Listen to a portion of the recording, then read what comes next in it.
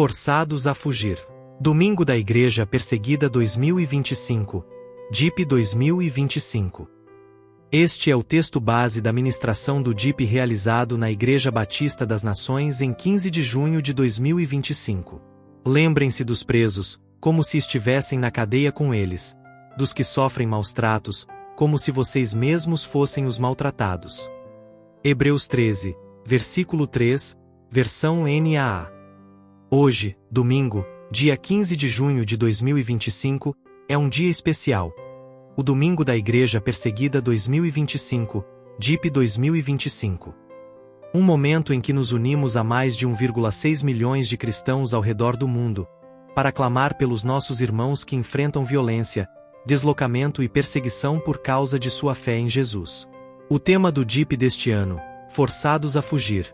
Cristãos deslocados por causa da violência pedem socorro. Nos chama a olhar para a realidade de 183.709 cristãos que, entre outubro de 2023 e setembro de 2024, foram obrigados a abandonar suas casas em países como Nigéria, Burkina Faso, Mianmar e Índia, segundo a missão Portas Abertas. Eles são nossos irmãos, parte do mesmo corpo de Cristo, e hoje, quero levar os irmãos a olharmos juntos para o livro de Atos, onde veremos que a perseguição não é nova. Ela acompanhou a igreja desde o início. Mas, mais importante, veremos que Deus transforma o sofrimento em oportunidades para a sua glória. Vamos aprender com a igreja primitiva como permanecer firmes, orar fervorosamente e apoiar aqueles que sofrem por amor a Cristo. Meu objetivo hoje é alinhar o contexto histórico de Atos com a realidade dos cristãos perseguidos hoje, destacando a oração, a esperança e a missão da igreja. Texto base. Naquele dia, teve início uma grande perseguição contra a igreja em Jerusalém. Todos, exceto os apóstolos, foram dispersos pelas regiões da Judéia e da Samaria. Enquanto isso, os que foram dispersos iam por toda parte pregando a palavra. Livro de Atos 8, versículo 1b e versículo 4, na versão NAA. Assim como os primeiros cristãos foram forçados a fugir, mas continuaram proclamando o Evangelho, nossos irmãos perseguidos hoje carregam a mesma missão em meio à dor. Vamos mergulhar na palavra para entender como Deus trabalha através da perseguição e como podemos ser igreja que ora e age. Ao lermos o livro de Atos dos Apóstolos, ou os Atos da Igreja, em trechos como 8, 1 ao 4, 9, 15 e 16, 11, 19 ao 21, e 12, 5, como veremos a seguir, percebemos que nosso Deus sustenta e usa seus filhos, mesmo quando são forçados a fugir, transformando perseguição em oportunidade para o avanço do Evangelho. Em Atos 8, 1 ao 4, vemos que a dispersão dos discípulos tinha de fato um propósito divino. Ao lermos Atos, capítulos 7 e 8, vemos que a morte de Estevão, Atos 7, 58 ao 60, e 8, 1, marcou o início de uma grande perseguição.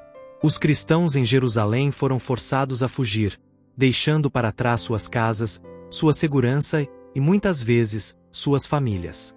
Se terminasse aí o livro de Atos, tudo pareceria uma tragédia, não é mesmo?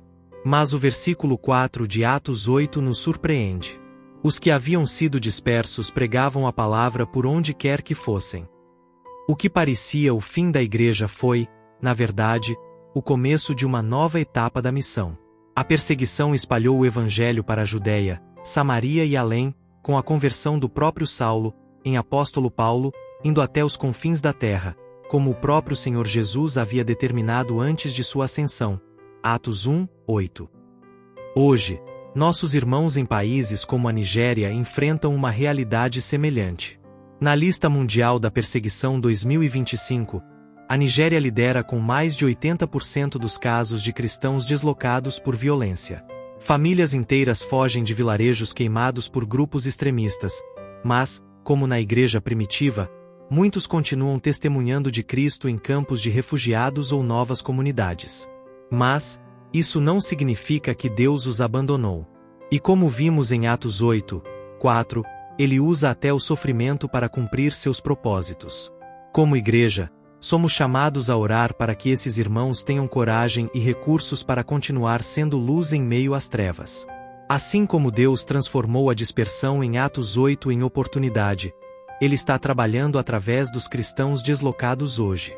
Muitos desses irmãos têm a oportunidade de compartilhar o Evangelho da salvação com outras pessoas não crentes, e também de receberem apoio de outros cristãos nesse momento. Precisamos orar para que eles sejam sustentados e que o Evangelho avance onde quer que estejam. Se em Atos 8 tivemos o início da perseguição, em Atos 9, 15 e 16 vemos que podemos ser chamados para sofrer por Cristo. Em Atos 9, encontramos Saulo, um perseguidor feroz que buscava prender e matar cristãos, sendo transformado por Deus que o encontra no caminho de Damasco e o transforma em Paulo, um apóstolo. O Senhor diz a Ananias: "Esse homem é para mim um instrumento escolhido para levar o meu nome perante os gentios, reis e os filhos de Israel. Eu lhe mostrarei quanto ele deve sofrer pelo meu nome." Atos 9, 15 e 16. Paulo não foi apenas chamado para pregar, mas também para sofrer por Cristo. Esse chamado ecoa na vida de muitos cristãos perseguidos hoje. Na República Democrática do Congo, por exemplo, cristãos enfrentam sequestros e ataques de grupos armados, mas permanecem firmes. Assim como Paulo, eles sabem que seguir Jesus pode incluir sofrimento, mas também confiam que Deus os capacita para suportar. Veja 2 Timóteo 1, 7 e 8, e 2, 3. A Portas Abertas relata que, em 2024, igrejas locais ofereceram cuidados pós-trauma a milhares de deslocados, ajudando-os a encontrar esperança em Cristo. O sofrimento por causa da fé não é um sinal de derrota, mas parte do chamado cristão. Por isso, devemos orar para que os cristãos perseguidos sejam fortalecidos e para que Deus transforme até os perseguidores, como fez com Saulo. Leia 2 aos Tessalonicenses 3, 1 ao 3, e 1 de Pedro 5, 8 ao 10.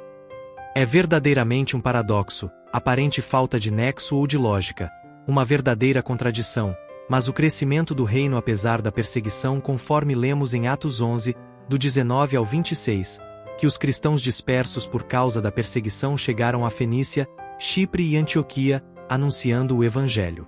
O porquê desse resultado? A mão do Senhor estava com eles, e muitos, crendo, se converteram ao Senhor. Atos 11, 21. A perseguição iniciada em Atos 8 provocou a fundação de uma igreja multicultural por refugiados cristãos. Os cristãos forçados a fugir não apenas levaram o Evangelho, Atos 8, 4, mas estabeleceram uma nova comunidade de fé em Antioquia, e essa igreja era notável por sua diversidade, unindo judeus e gregos, Atos 11, 19 ao 21, e se tornou uma base missionária para o mundo gentil, Atos 11, 25 ao 21, e 13, 1 ao 5. Nenhuma perseguição deteve a igreja, pelo contrário, ela cresceu, alcançando gentios e formando uma das igrejas mais vibrantes da época, em Antioquia. Essa história nos lembra que o reino de Deus avança, mesmo em meio à adversidade. Leia Atos 12, 1 ao 4, e o 24. Da mesma forma, os cristãos deslocados hoje, como os da Índia ou Burkina Faso, muitas vezes levam sua fé a novos lugares, mesmo em campos de refugiados ou áreas de conflito. Como igreja brasileira, devemos orar para que Deus continue usando esses irmãos para espalhar o Evangelho, apesar das adversidades. A perseguição não pode impedir o avanço do reino de Deus. Assim como em Antioquia, Deus está trabalhando através dos cristãos deslocados de hoje para alcançar outros com o Evangelho. A perseguição não pode parar o plano de Deus, por isso, precisamos orar para que os cristãos deslocados sejam instrumentos do Evangelho, como os primeiros cristãos em Antioquia. Leia Atos 4, 24 ao 31. Precisamos avivar nossa fé novamente para crer no poder da oração da igreja. Atos 12, 5. Em Atos 12, Pedro é preso por Herodes, e a igreja enfrenta mais uma onda de perseguição. Qual foi a resposta da igreja? Pedro, pois, era mantido na prisão, mas a igreja orava intensamente a Deus por ele. Atos 12, 5. A prisão de Pedro reflete a realidade de muitos cristãos perseguidos que enfrentam o encarceramento injusto. A resposta da igreja foi a oração fervorosa, que resultou na libertação milagrosa de Pedro. Atos 12, 5. A oração foi a batalha espiritual da igreja. Como disse Marco Cruz, da Portas Abertas, a oração não é a preparação para a batalha, e sim a própria batalha. Leia Mateus 26, 38. Lucas 21, 36, e 1 aos Coríntios 16, 13. O que vemos em tudo isso é a resiliência da fé nos primeiros cristãos. A perseguição não destruiu a igreja, mas a fez florescer em novos lugares. Com a perseguição houve uma quebra de barreiras étnicas, cristãos deslocados que superam as barreiras culturais e pregam aos gregos. Vimos o nascimento do primeiro centro missionário cristão. A comunidade de refugiados se tornou uma das igrejas mais influentes do Novo Testamento. E não só isso, vimos também que a generosidade em meio à crise era também a marca dessa igreja missionária. Um poderoso exemplo de solidariedade, quando a igreja de Antioquia, formada por deslocados, mais tarde envia ajuda aos irmãos da Judéia. Atos 11, do 27 ao 30. Que nossa oração hoje seja a nossa maior arma para apoiar os cristãos perseguidos, nesse DIP 2025. Somos chamados a interceder por aqueles que, como Pedro, enfrentam prisões, violência e deslocamento. Atos 4, 24 ao 31 e 12, do 5 ao 18. Em países como a Coreia do Norte, onde cristãos vivem sua fé em segredo, nossas orações podem fazer a diferença, trazendo esperança e sustento. Como igreja, nosso chamado é orar, não só hoje, mas sempre, com fervor pelos perseguidos, crendo que Deus responde e age a favor deles. Romanos 12, 12. Efésios 6, 17 ao 19, e Colossenses 4, do 2 ao 4. Conclusão. Se um membro sofre, todos os outros sofrem com ele. Se um membro é honrado, todos os outros se alegram com ele. Ora, vocês são o corpo de Cristo, e cada um de vocês é membro desse corpo. 1 aos Coríntios, capítulo 12, versículos 26 e 27, versão NAA. Irmãos, o livro de Atos nos ensina que a perseguição, embora dolorosa, não é o fim da história. Deus sustentou a igreja primitiva, transformando a dispersão em missão, o sofrimento em testemunho e a oração em milagres. Hoje, nossos irmãos deslocados em países como Nigéria, Burkina Faso e Índia nos chamam a ser um com eles em oração e ação prática. Eles são parte do mesmo corpo de Cristo, e, como diz Efésios 4, 4, há um só corpo e um só Espírito. Nossa unidade com eles nos move a agir. Vamos nos unir em oração agora, pedindo que Deus fortaleça nossos irmãos deslocados, transforme corações de perseguidores e use o sofrimento deles para sua glória. Que nossa igreja, a igreja brasileira, seja uma luz que brilha junto com a igreja perseguida, sustentada pelo poder de Deus. Oração final. Senhor, nós te agradecemos pela tua igreja, que persevera mesmo sob perseguição.